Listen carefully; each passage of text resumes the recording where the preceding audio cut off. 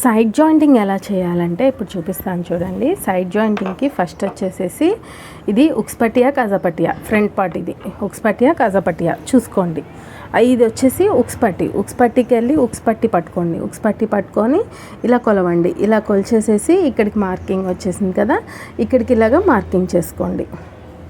ఇలాగ మార్కింగ్ చేసేసుకోండి. తర్వాత ఇది బ్యాక్ పార్ట్ అనమాట. బ్యాక్ పార్ట్లోకి ఈ బ్యాక్ పార్ట్ సైడ్ జాయింటింగ్ చివరి కుట్టు ఉంది కదా, ఆ చివరి కుట్టుకి ఈ చివరి కుట్టుకి పట్టుకొని మిడిల్ పాయింట్ చూసుకొని దీనికి మిడిల్ ఇక్కడ నాకు ఆల్రెడీ ఘాట్ ఉంది, ఇలా చూసుకుంటున్నాను. దీనికి మిడిల్ నుంచి ఎక్కడికి వచ్చిందో అక్కడికి ఇలాగ ఒక మార్క్ చేసేయండి. మార్క్ చేసేసేసి ఇప్పుడు ఈ పాయింట్ కలిసేలాగా క్లాత్ పెట్టేసేయండి.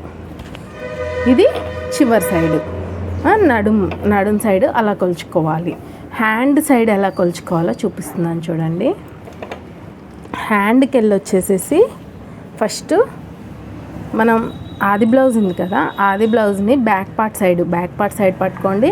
బ్యాక్ పార్ట్ సైడ్ పట్టుకొని రివర్స్లో పట్టుకొని ఇలా పెట్టేసేసి ఎక్కడికైతే కుట్టుందో అక్కడికి ఎగ్జాక్ట్లీ ఒక మార్క్ చేసేయండి. నెక్స్ట్ ఖర్చులు ఉన్నాయి కదా, ఈ ఖర్చులతో సహా పట్టుకోండి. ఆమ్ రౌండ్ అనమాట, ఆమ్ రౌండ్ ఖర్చులతో సహా పట్టుకోండి. ఇలాగా సైడ్ జాయింటింగ్ చివరి కుట్టు ఎక్కడికి అక్కడికి ఇలా పట్టుకొని ఇలాగ కొలిచేసేయండి. ఇక్కడ కొలిచేసేసి ఇక్కడికి వచ్చింది పాయింటింగ్, ఇక్కడికి పెట్టేసేయండి. ఇక్కడ మనం కటింగ్ చేసుకునేటప్పుడు ఇక్కడ కాట్లు పెట్టుకుంటాం కదా, చెస్ట్ లూజ్ ఇక్కడికి కుట్టమంటారు, కానీ ఇక్కడ అస్సలు కుట్టకండి. అక్కడ కుడితే కనుక మీకు లూజ్ వచ్చేస్తుంది.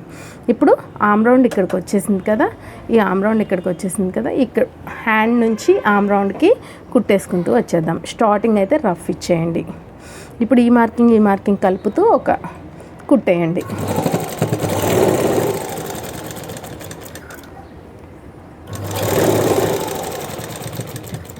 ఇక్కడ కుట్టేసేసి ఇప్పుడు ఆమ్ రౌండ్ దగ్గర సూది దించి ఆపేసేసి ఇలాగా ఈ పాయింటింగ్స్ పెట్టాం కదా, back part front part pointings, ఈ రెండు కలుపుతూ ఇలాగా స్ట్రైట్గా కుట్టేసుకుంటూ రండి. ఈ పాయింటింగ్స్ అయితే ఖచ్చితంగా కలుపుకొని పెట్టుకోండి.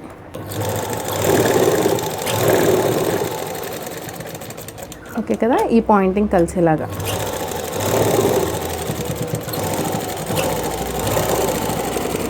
ఎండింగ్ రఫ్ ఇచ్చేయండి. ఒక 3 స్టిచెస్ ఇచ్చేస్తే సరిపోతుంది మీకు.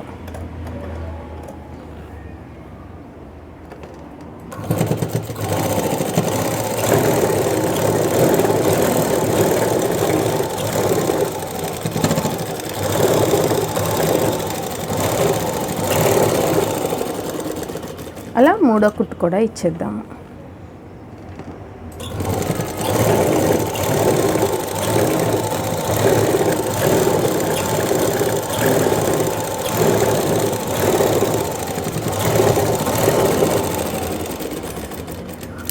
చూసారు కదా సైడ్ జాయింటింగ్స్ అనేవి ఎంత బాగా వచ్చేసాయో. ఇంతేనండి సైడ్ జాయింటింగ్ చేసేది. ఇప్పుడు మనకి ఎగ్జాక్ట్లీ ఆది బ్లౌజ్ లాగా వచ్చిందో లేదో ఒకసారి నేను కొలిచి చూపిస్తాను చూడండి. ఫస్ట్ అయితే నడుం పార్ట్ కొలుస్తున్నాను. అయితే రెండో సైడ్ కూడా నేను కుట్టేశాను. అయితే వీడియోలో ఎంత ఎక్కువ అయిపోతుంది అనేసి నేను చూపించలేదు. మొత్తం స్టిచ్చింగ్ అయిపోయాక ఇలా పెట్టి చూడండి. కాజా పట్టీ నుంచి కాజా పట్టీకి పట్టుకొని ఇలా చూడండి. చూసారా సమానంగా వచ్చేసింది. నెక్స్ట్ నడుం పట్టీ నుంచి నడుం పట్టీకి పట్టుకోండి. చూసారా ఇక్కడ కుట్టు దగ్గర నుంచి ఇలా సమానంగా వచ్చేసింది. మళ్ళీ ఉక్స్ పట్టీ నుంచి ఉక్స్ పట్టీకి ఇలా పట్టుకొని చూడండి సమానంగా వచ్చేసింది. ఇలా సమానంగా నడుం లూజ్ అనేది పర్ఫెక్ట్గా రావాలి అంటే కనుక ఇప్పుడు నేను సైడ్ జాయింటింగ్ చేసేటప్పుడు కింద ఎలా పట్టుకున్నానో అలా పట్టుకోండి, అప్పుడు సమానంగా వచ్చేస్తుంది. నెక్ వచ్చేసేసి నేను కాట్లు అవన్నీ చూపించలే కదా మీకు డౌట్ రావచ్చు, ఏంటి నెక్ అక్క సగంలో వదిలేసిందా అనుకోవచ్చు. నెక్ సగంలో వదిలేయడం కాదు, ఇది చూడండి 1/2 ఇంచు మందంతో కుట్టేసాం మనం. అంటే పాదం కూడా ఫుల్ పాదం కూడా కాదు, పావు పాదమే కాబట్టి ఇలాగా హోల్డ్ చేసేసేసి ఇట్లా గోరుతో గీకేసాం కదా, గోరుతో గీకేసాక ఇలాగ మడతెట్టేసేసి చేతి పని చేసేసుకోవచ్చు. దీనికి కత్తెర కాట్లు ఏమీ అవసరం లేదు, చాలా ఈజీ పని అనమాట. ఇక్కడ రౌండ్గానే వస్తుంది, నెక్ ఏం రౌండ్గా రాదు అని ఏమి ఉండదు. ఇది కూడా అలానే చేసిందే చూడండి ఎంత బాగా వచ్చిందో. ఇది కూడా ఎక్కడ కాట్లు అనేవి ఇవ్వలేదు మనం దీనికి కూడా. ఇది మా గురువుగారు కుట్టింది, మీకు ఐడియా ఉంటుంది. నిన్నటి వీడియోలో చూసింటే కనుక మీకు తెలుస్తుంది అన్నమాట.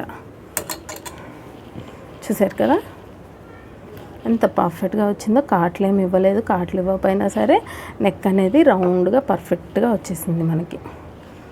కాబట్టి ఇది కూడా అలానే కుట్టేశాను నేను. కాకపోతే పావించు మందం గ్యాప్ అనేది పర్ఫెక్ట్గా చూసుకోండి. ఇప్పుడైతే మనకి స్టిచ్చింగ్ అయిపోయింది కదా, చూడండి ఎంత పర్ఫెక్ట్గా వచ్చిందో సైడ్ జాయింటింగ్స్ కూడా. ఇప్పుడు మనకి బ్లౌజ్ స్టిచ్చింగ్ అనేది అయిపోయింది. మొత్తం క్లియర్గా చెప్పాను అనుకుంటున్నాను. మీకు కనుక నచ్చుంటే కనుక ఖచ్చితంగా ఒక లైక్ ఇవ్వండి. ఇంకా టైలరింగ్ నేర్చుకునే వాళ్ళకి మన ఛానల్ని ఫార్వర్డ్ చేయండి. ఎందుకంటే నేను ఇంకా ఇంట్రెస్టింగ్గా అంటే మీకు ఎలాంటి డౌట్ లేకుండా క్లారిటీగా చెప్పడానికి, ఎక్స్ప్లెయిన్ చేయడానికి చాలా ట్రై చేస్తూ ఉంటాను. కాబట్టి మీరు ఎక్కడ స్కిప్ చేయకుండా మన వీడియోస్ చూస్తూ ఉండండి. ఇంకా నలుగురికి షేర్ చేయండి. Thank you. మీకు యూస్ఫుల్ అయి ఉంటే కనుక ఖచ్చితంగా లైక్ ఇచ్చేయండి.